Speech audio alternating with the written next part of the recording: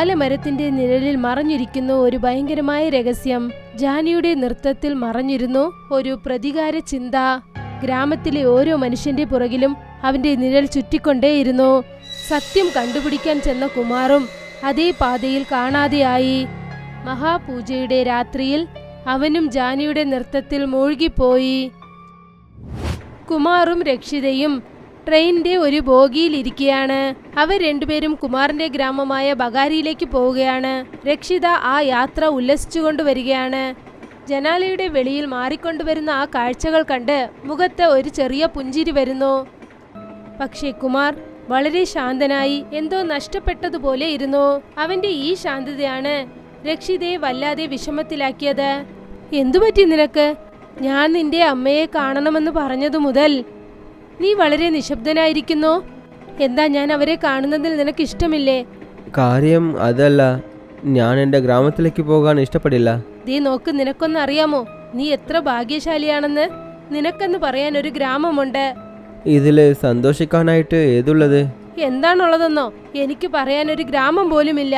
അതുകൊണ്ട് ലീവിൽ എവിടേക്കും പോകാനുള്ള അവസരം എനിക്ക് കിട്ടാറില്ല. എന്റെ ഫാമിലിയിൽ എല്ലാവരും സിറ്റിയിലാണുള്ളത്. അതുകൊണ്ട് ഞാൻ ഇതുവരെ ഗ്രാമത്തിനെ എൻജോയ് ചെയ്തിട്ടേ ഇല്ല.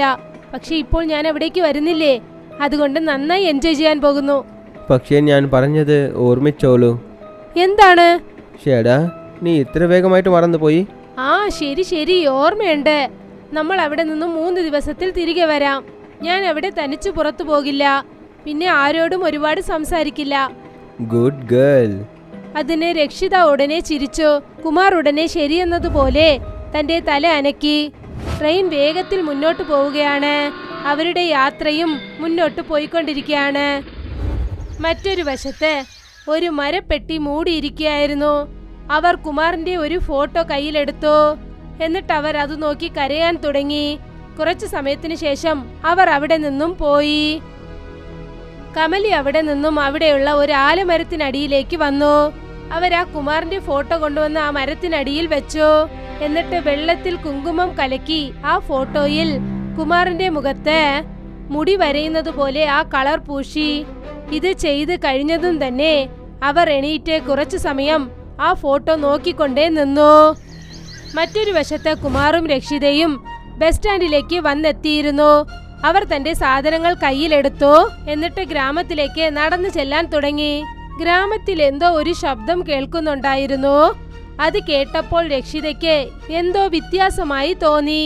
കാരണം കുമാർ അവളോട് എന്തു പറഞ്ഞിരുന്നെന്നാൽ അവന്റെ ഗ്രാമം എപ്പോഴും വളരെ ശാന്തമായും കുറച്ച് വ്യത്യാസമായും കാണപ്പെടുമെന്ന്. കുമാർ, നിന്റെ ഗ്രാമം വളരെ ശാന്തമായിരിക്കുമെന്ന് നീ പറഞ്ഞു. പക്ഷെ ഇവിടെ നല്ല അനക്കമുള്ളതുപോലെ തോന്നുന്നു. ഏതോ ഫെസ്റ്റിവൽ ഏർപ്പാടുകൾ നടക്കുന്നെന്ന് തോന്നുന്നു. വാവ്, എങ്ങനത്തെ ഉത്സവമാണ്? നമ്മൾ ഇരിക്കുമ്പോൾ തന്നെ ഉത്സവം നടക്കുമോ? അതെല്ലാം വിട്ടേക്ക്, ആദ്യം വേഗം നടക്ക്. രക്ഷിതയ്ക്ക് അല്പം വ്യത്യാസമായി തോന്നി. കാരണം കുമാർ അതിനെക്കുറിച്ച് സംസാരിക്കാൻ ആഗ്രഹിച്ചില്ല. പക്ഷെ അവൾ അത് വലുതായി കൂട്ടാക്കിയില്ല.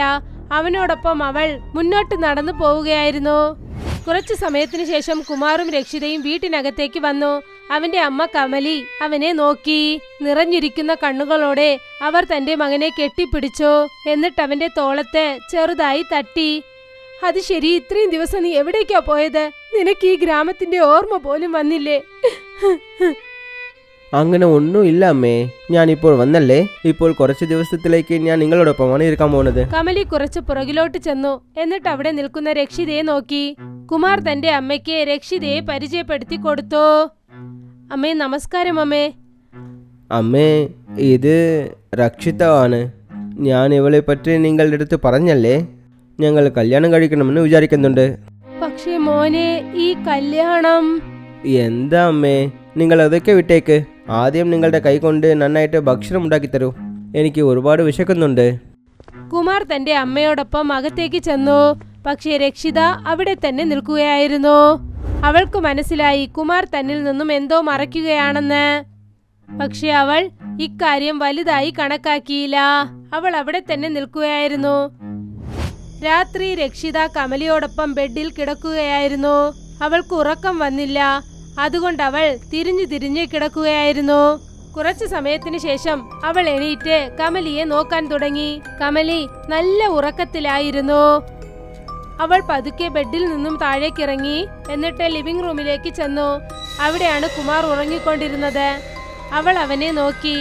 പിന്നെ അവനും നന്നായി ഉറങ്ങുന്നത് അവൾ കണ്ടു. അത് കണ്ടതും അവളുടെ മുഖത്ത് ചെറിയൊരു ചിരി വന്നു. അവൾ അവരുടെ ബാഗിനടുത്തേക്ക് ചെന്നു. എന്നിട്ട് അതിൽ നിന്നും അവൾ ഒരു ക്യാമറ കയ്യിലെടുത്തു. ആരും കാണാതെ പുറത്തേക്ക് വന്നു. എന്നിട്ട് ഗ്രാമത്തിൽ ആളില്ലാത്ത സ്ഥലത്തേക്ക് അവൾ വന്നു. ക്യാമറ കയ്യിൽ വെച്ചുകൊണ്ട് അവൾ വ്ലോഗ് ചെയ്യാൻ തുടങ്ങി. സോ ഗൈസ്, ഇന്ന് ഞാനൊരു പുതിയ ഗ്രാമത്തിലേക്ക് വന്നിരിക്കുകയാണ്. ഹൊറർ ടൂറിസ്റ്റിന്റെ മറ്റൊരു പുതിയ എപ്പിസോഡിലേക്ക്. ഇന്ന് നമ്മൾ കാണാൻ പോകുന്നത് ഈ ഗ്രാമത്തിന്റെ പഴയ മരത്തിന്റെ പ്രേതത്തെ കുറിച്ചാണ്. രക്ഷിത തന്റെ കയ്യിൽ ക്യാമറ വെച്ചുകൊണ്ട് നടന്നുകൊണ്ട് വ്ലോഗ് ചെയ്യുകയായിരുന്നു. കുറച്ചു ദിവസങ്ങൾക്ക് മുൻപേ രക്ഷിത ബഗാരിയിൽ പ്രേതങ്ങളുള്ള സ്ഥലങ്ങളെ കുറിച്ച് അവൾ തിരയുകയായിരുന്നു. അപ്പോൾ അവൾക്കൊരു ലിങ്ക് കിട്ടി. അവിടെ ഒരു സ്ഥലത്തിന്റെ പ്രേതമരത്തിനെ കുറിച്ച് എഴുതിയിരുന്നു. വിചിത്രമായ കാര്യം എന്താണെന്നാൽ അത് അതേ മരമാണ്. ആ മരത്തിന് താഴെയാണ് കുമാറിന്റെ അമ്മ അവന്റെ ചിത്രം കൊണ്ടുവന്ന് വെച്ചത്. അതിൽ കുങ്കുമം പൂശിയിരുന്നു.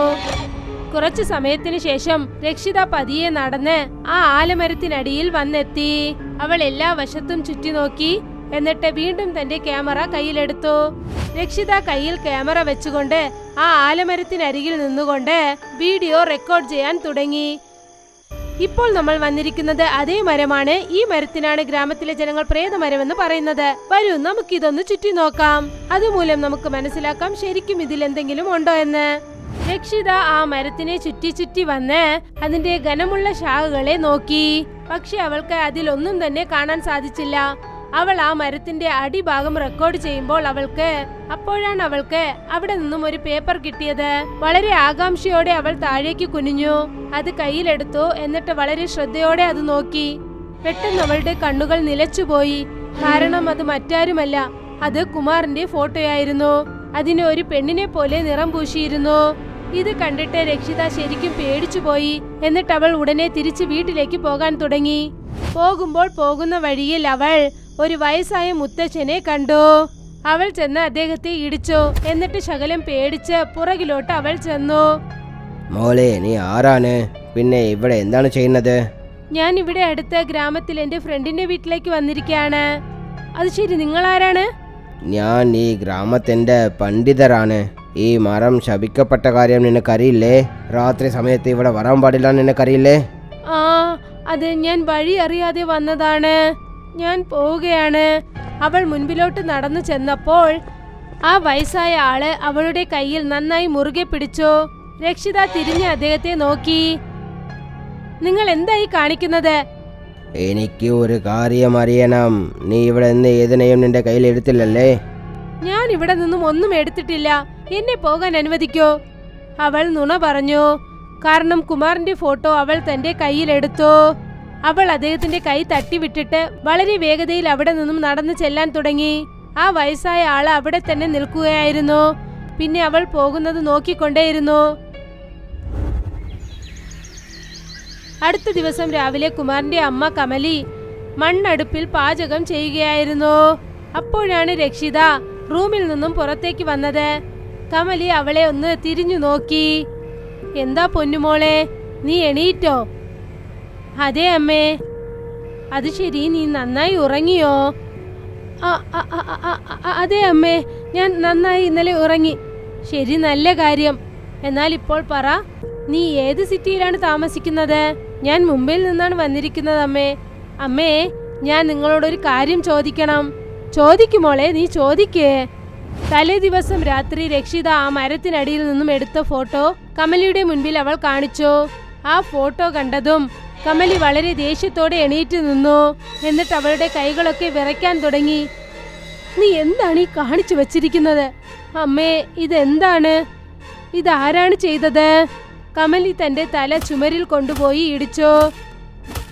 അയ്യോ, ഇങ്ങനെ സംഭവിച്ചല്ലോ. അയ്യോ, ഞാൻ പറ്റിപ്പോയി. ഇനി എന്റെ മകൻ എന്ത് സംഭവിക്കുമെന്ന് അറിയില്ലല്ലോ. അയ്യോ, എന്റെ മകൻ എന്ത് സംഭവിക്കുമോ? ഇത് കണ്ടിട്ട് രക്ഷിത ഞെട്ടി അവിടെ നിന്നു.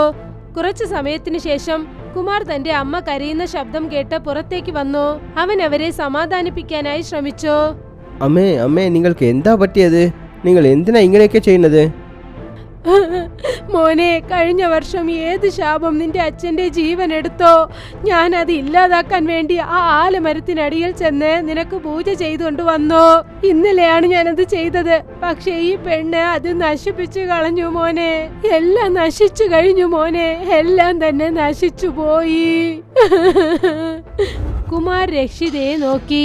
അതിനുശേഷം അവിടെ ഉണ്ടായിരുന്ന ആ ഫോട്ടോ നോക്കി. അതിൽ കുങ്കുമം പൂശിയിരുന്നു. അതിനുശേഷം അവൻ ആ കമലിയെ നോക്കി. അമ്മേ, നിങ്ങൾ ഇന്നും ആ അന്ധവിശ്വാസത്തിനെ വിശ്വസിക്കുന്നുണ്ടോ? മോനെ, നിനക്കറിയില്ല മോനെ, ഈ ശാപം ഈ ഗ്രാമത്തിലെ ഒരുപാട് ആണുങ്ങളുടെ കഥ കഴിച്ചിരിക്കുകയാണ്. എനിക്ക് പറ്റില്ല മോനെ അതിന്റെ ദേഷ്യം നിന്റെ അച്ഛന് ശേഷം നിന്നിലേക്ക് വരുന്നത്. അമ്മേ, നിങ്ങൾ നിങ്ങളെ കൺട്രോൾ ചെയ്തോളൂ, എനിക്ക് ഒന്നും സംഭവിക്കില്ല. അങ്ങനെയാണെങ്കിൽ മോനെ, വേഗം ഈ പെണ്ണിനെ വിളിച്ചുകൊണ്ട് ഈ ഗ്രാമത്തിൽ നിന്നും പോയേക്ക്.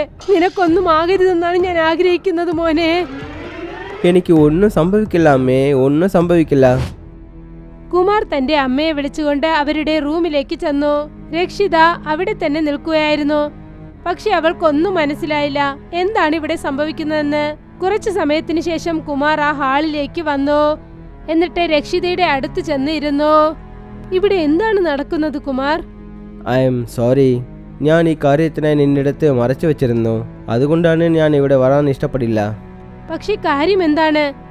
കുമാർ രക്ഷിതയോട് ആ ഗ്രാമത്തിന്റെ കഴിഞ്ഞ കാലത്തെക്കുറിച്ച് പറഞ്ഞു. ജാനി ഈ ഗ്രാമത്തിലെ മികച്ച ഡാൻസറാണ്.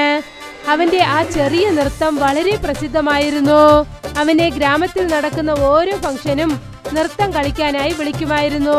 डीजे बजाओ बजाओ तेज रे रात भर नाचब नाचब 20 रे हमार नजर से पीले हाथ मत लगी हा बार के रानी हूँ मैं याद रखी हा बार वाली रानी हूँ मैं देखो जरा ना चली रात भर जागे सारा शहर नोट उड़ाओ रे प्रभु आजा पास मारा तूफान से टकराए हा होई जाए हा बेहर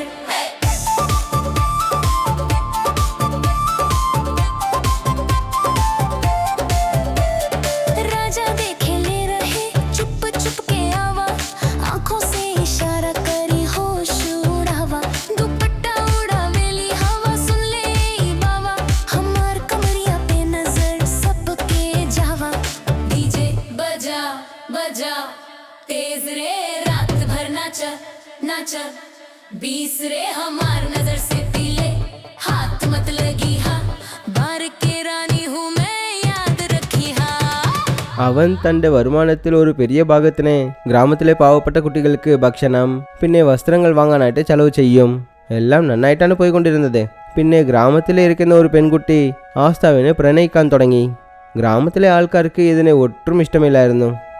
നിന്നെ പോലെ ഡാൻസ് കളിക്കുന്ന ഒരുവൻ ഈ ഗ്രാമത്തിലുള്ള പെൺകുട്ടിയെ ഇഷ്ടപ്പെടാനുള്ള ഏതൊരു അർഹതയുമില്ലായിരുന്നു. പക്ഷേ തലവൻ സാറേ, പ്രണയിക്കുന്നത് ഒരുത്തൻ്റെ തനിപ്പെട്ട ഇഷ്ടമല്ലേ? ഞാൻ എന്തിനാ അത് ചെയ്യാൻ പാടില്ല? അവരെല്ലാവരും ചേർന്ന് അവനെ അടിച്ച് ഗ്രാമത്തിൻ്റെ പുറത്തിരിക്കുന്ന ആലമരത്തിൻ്റെ അടിയിൽ അവനെ വിട്ടെറിഞ്ഞു. അടുത്ത ദിവസം ജാനി അതേ മരത്തിൽ തൂങ്ങി മരിച്ചുപോയി. പക്ഷേ അവൻ ഈ ഗ്രാമത്തിലേക്ക് ഒരു ശാപവും തന്നു. അതായത് അവൻ്റെ അടയാളം ഈ ഗ്രാമത്തിലേക്ക് കഷ്ടമായി ഇരിക്കുന്നു വെച്ചാൽ ഈ ഗ്രാമത്തിലിരിക്കുന്ന എല്ലാവരും അവനെപ്പോലെ തന്നെ ജീവിക്കുമെന്ന്. പക്ഷേ ഞാൻ പറഞ്ഞ കാര്യങ്ങൾ നിനക്ക് മനസ്സിലായില്ലല്ലേ? അന്നു മുതൽ ഓരോരോ വർഷവും ഗ്രാമത്തിലെ മഹാപൂജ അന്ന് ആരെങ്കിലും ഒരാണ് കാണാതെ പോയേക്കും. എല്ലാവരും എന്താ വിചാരിക്കുന്നതെന്ന് വെച്ചാൽ ഇതിൻ്റെ കാരണം ജാനിയുടെ ആത്മാവെന്ന്. പക്ഷെ എങ്ങനെയാണ്? നീ ഇതൊക്കെ ശരിക്കും വിശ്വസിക്കുന്നുണ്ടോ? ഗ്രാമത്തിലെ പണ്ഡിതനാണ് പറഞ്ഞത്. ആരെങ്കിലും ഒരാൾ അവൻ ദേഷ്യപ്പെടുന്നതിന് മുൻപ് തന്നെ അവനക്ക് അർപ്പണിച്ചാൽ ജാനിയുടെ ആത്മാ അവനെ ശല്യം ചെയ്യില്ലാന്ന് പറഞ്ഞു. നീ ഇതൊക്കെ ശരിക്കും വിശ്വസിക്കുന്നുണ്ടോ? ഇനി ആരിനെയും നമ്മാൻ ഞാൻ സമ്മതിക്കില്ല. ഈ രഹസ്യത്തിൻ്റെ മർമ്മത്തിനെ ഞാൻ എല്ലാവർക്കും തെரியപ്പെടുത്തും. പക്ഷെ എങ്ങനെ? ഇന്ന് രാത്രി നമ്മൾ ആ ജാനീൻ്റെ വീട്ടിലേക്ക് പോവാം. അവൻ്റെ വീട് ആ മരത്തിൻ്റെ പുറത്താണ് ഉള്ളത്. എല്ലാവരും എന്താ വിചാരിക്കുന്നതെന്ന് വെച്ചാൽ ഗ്രാമത്തിൽ തൊലഞ്ഞു പോണ ആൾക്കാരെല്ലാവരും അവിടെയാണ് ഇരിക്കുന്നതെന്ന്. നമ്മൾ അവിടെ പോയേക്കാം. നമ്മൾ അവിടെ ചെന്ന് വീഡിയോ റെക്കോർഡ് ചെയ്തിട്ട് ഗ്രാമത്തിലെ ആൾക്കാർക്ക് പറയാം. അവർ വിചാരിക്കുന്ന കാര്യങ്ങൾ അത് അന്ധവിശ്വാസമല്ലാതെ വേറെ ഒന്നും ഇല്ലാന്ന് പറയാം. രക്ഷിതയും ശരിയെന്നതുപോലെ സമ്മതിച്ചു. രാത്രി കുമാറും രക്ഷിതയും ജാനിയുടെ വീട്ടിലേക്ക് ചെന്നു. അവർ ആ പൂട്ടുടച്ചു. എന്നിട്ട് അകത്തേക്ക് കയറി. രണ്ടുപേരും വീടിനകത്ത് അങ്ങോട്ടും ഇങ്ങോട്ടും ചുറ്റി നോക്കാൻ തുടങ്ങി. രക്ഷിത തന്റെ ബാഗിലുണ്ടായിരുന്ന ക്യാമറ എടുത്ത് കുമാറിന്റെ കയ്യിൽ നൽകി. കുമാർ ആ ക്യാമറ തന്റെ കയ്യിലെടുത്തു. എന്നിട്ടത് അവൻ സ്റ്റാർട്ട് ചെയ്യാൻ തുടങ്ങി. ആരെങ്കിലും ഉണ്ടോ? അവർ രണ്ടുപേർക്കും യാതൊരു ശബ്ദവും കേട്ടില്ല. അതുകൊണ്ട് അവർ മുൻപിലോട്ട് ചെല്ലാനായി തീരുമാനിച്ചു. വീടിന് ചുറ്റിലും നോക്കിയപ്പോൾ ഒരു മൂടപ്പെട്ട മുറി അവിടെ ഉണ്ടായിരുന്നു. അവിടെ നിന്നും ഒരു ദുർനാറ്റം വീശുന്നുണ്ടായിരുന്നു. കുമാർ ആ മുറി തുറന്ന് അത് എന്താണെന്ന് കാണാൻ ആഗ്രഹിച്ചു. അവൻ ആ കതക് തുറന്നതും അവർ രണ്ടുപേരുടെ കണ്ണുകളും പേടി കൊണ്ട് നിറഞ്ഞുപോയി. ആ മുറിയിൽ ഗ്രാമത്തിൽ നിന്നും കാണാതെ പോയ ആളുകളുടെ തുണികൾ നിറഞ്ഞിരിക്കുകയായിരുന്നു. ആ തുണികളുടെ ഇടയിൽ കുമാറിന് തന്റെ അച്ഛന്റെ ഡ്രസ്സും കിട്ടി. അവൻ അത് ചെന്ന് കയ്യിലെടുത്തു. എന്നിട്ട് കരയാൻ തുടങ്ങി. അച്ഛാ, അച്ഛാ, അച്ഛാ, അച്ഛാ. നീ ഇങ്ങനെ വിഷമിക്കല്ലേ കുമാർ, നമ്മൾ എത്രയും പെട്ടെന്ന് ഇവിടെ നിന്ന് പോകണം, വാ. കുമാർ ശരിയെന്ന് സമ്മതിച്ചു. എന്നിട്ട് അവർ അവിടെ നിന്നും പുറപ്പെട്ടു. മെയിൻ ഡോറിനടുത്തേക്ക് ചെല്ലുമ്പോൾ അവർക്ക് ഡോലക്കിന്റെ ശബ്ദം കേൾക്കാൻ തുടങ്ങി. അവരാ ശബ്ദം കേൾക്കുന്ന ദിശയിലേക്ക് നോക്കി. രണ്ടുപേരുടെ കണ്ണുകളും പേടി കൊണ്ട് നിറഞ്ഞു. എന്നിട്ടവർ മാറി മാറി നോക്കി. കുമാർ ആ ശബ്ദം കേൾക്കുന്ന ദിശയിലേക്ക് പോകാൻ തുടങ്ങി. രക്ഷിത അവന്റെ കയ്യിൽ പിടിച്ച് വേണ്ട എന്ന് തടഞ്ഞു. എന്നാലും കുമാർ തന്റെ അച്ഛൻ നഷ്ടപ്പെട്ട സങ്കടത്തിൽ ആ ശബ്ദം കേൾക്കുന്ന ദിശയിലേക്ക് പോകാൻ തുടങ്ങി.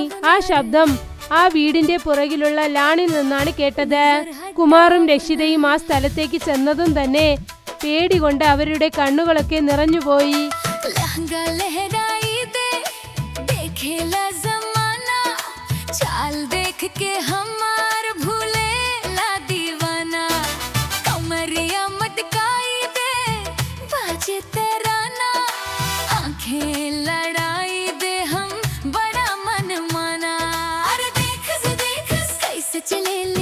കുമാറും രക്ഷിതയും അവിടെ തന്നെ നിന്നുപോയി.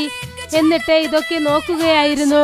അപ്പോഴാണ് പെട്ടെന്ന് ഡോലക്കിന്റെ ശബ്ദം നിന്നത്. അവർക്കെന്തോ സ്വപ്നത്തിൽ നിന്നും എണീറ്റതുപോലെ തോന്നി.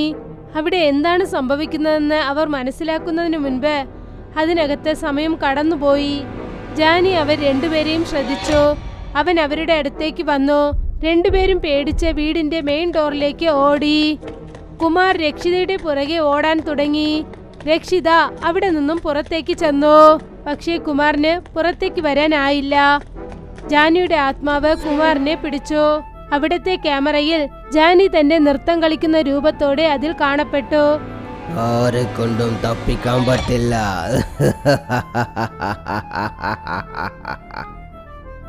ഇന്നത്തെ ദിവസം ഒരാള് ഗാഗ്ര ചോളി അണിഞ്ഞുകൊണ്ട് ഡോളക്കിന്റെ ശബ്ദത്തിന് നൃത്തമാടുകയായിരുന്നു.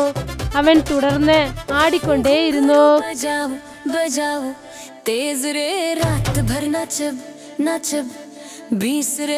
കുറച്ചു സമയത്തിനകം നൃത്തം വേഗത്തിൽ കളിക്കാൻ തുടങ്ങി. എന്നിട്ട് അവൻ നിന്നു. അത് മറ്റാരുമല്ലായിരുന്നു, അതാണ് കുമാർ. ഇപ്പോൾ അവനൊരു പ്രേതമായി മാറി. ഈ ശാപം അതൊരിക്കലും തീർന്നില്ല. പിന്നെ ഇന്നും ഓരോ മഹാപൂജാ ദിവസം രാത്രിയും